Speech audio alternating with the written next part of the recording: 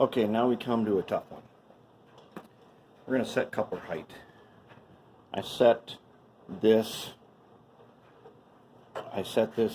frame on the trucks, pulled it up to the KD height gauge, and found that I need to shave off a little bit right there. Here's the thing. I have a milling machine right here. And this is how I do it. When I first did this, however I did this, I'll tell you what tools I used when I didn't have this big machine. I used a combination of a grindstone, a pretty heavy duty one, on a moto tool, and a mill file. And I'll tell you right now, it's hard work. Now that I have a milling machine, I don't worry about that hard work. Most of you are not going to have a milling machine, and they are not cheap. This whole setup here will set you back some big bucks.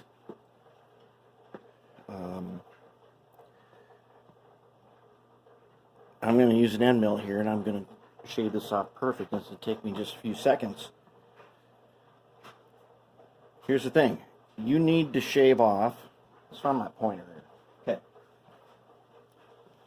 You need to, if you're going to do this, you need to shave this down so it matches the height gauge, and maybe just a little bit, take off a little bit extra. You can put in a washer to set your height correctly. And I'll tell you, on one that has never been touched, grinding and filing is hard to do. And that's just the way you got to do it. You got to grind and file. You want it to be as flat as you can make it. You want it to be as level as you can make it. And filing and grinding, if you have a grinding wheel, you can do this. You know, on that machine I used to clean the wheels and stuff, that had the little grindstone on it, it was like 40 bucks at Harbor Freight. You can do this on that machine if you're careful. And this is a scribing pencil. It's got a metal tip on it. You can make scratches on things. And you can scratch a line at the height gauge on one that's been untouched. And you can take it to that little grinder and you can do it. Be careful. These things, there's not a lot of support right here. Machines will bend this thing apart, or worse, on a milling machine. I have climbed on the side here and bent the crap out of it and put a nice big gouge in it. And that has happened. So I've learned some things about doing this. I'm going to show you how I do it right now.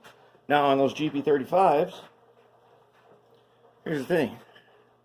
I didn't want to go through that work, and I cut those things off way back when. I wish I wouldn't have done that, but I did.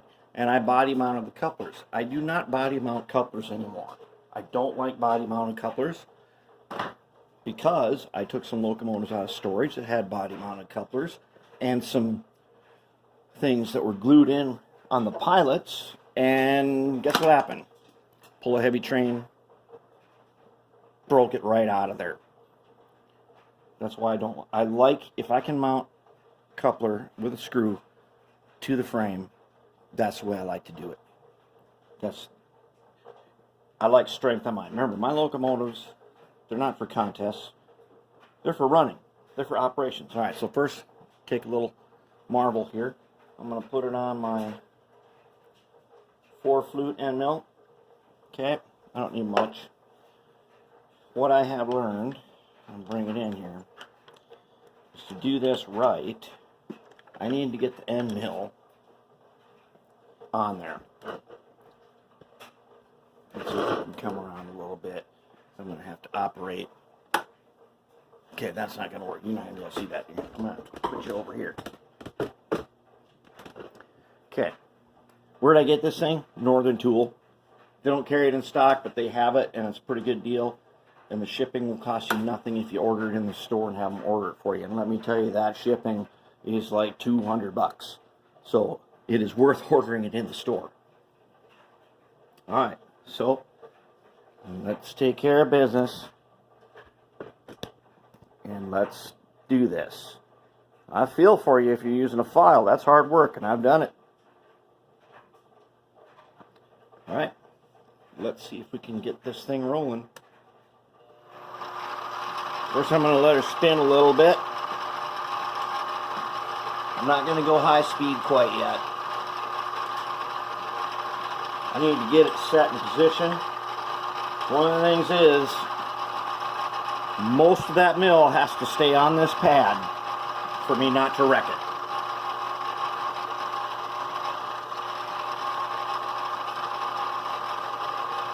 Alright, let's dial her in.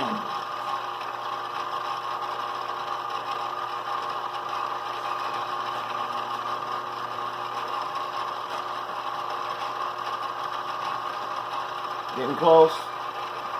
Let's check it. Almost. We're just cleaning the paint off right there.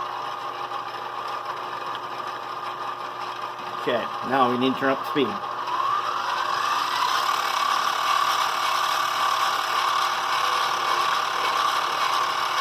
I cannot take half the mill off this pad or it will wreck this whole thing.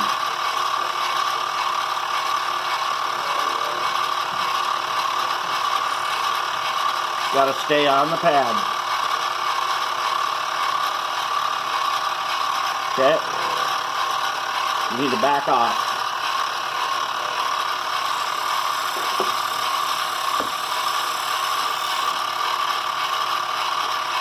Tighten up the voice. Try that again.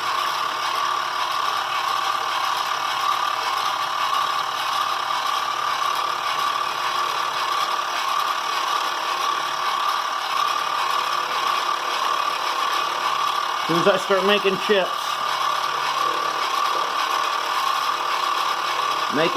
is what you call the metal shavings. Alright, that looks like it.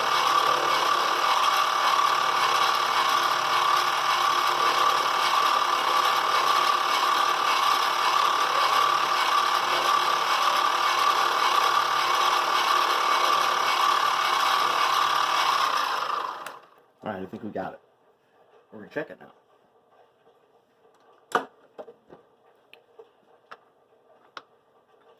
So, let's go over here and check it out on the bench. Let's see here.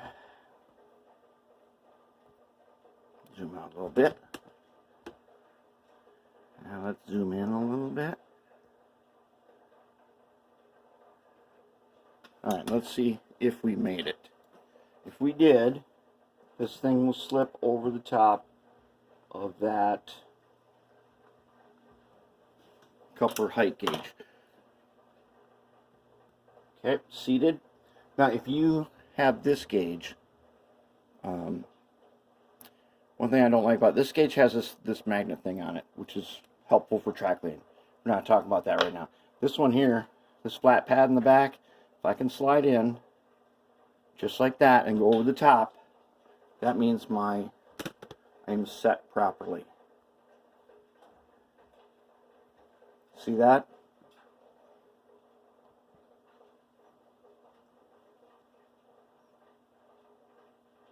Just like that. That's where I want to be. That gives me, that one is correct. Then I'm going to take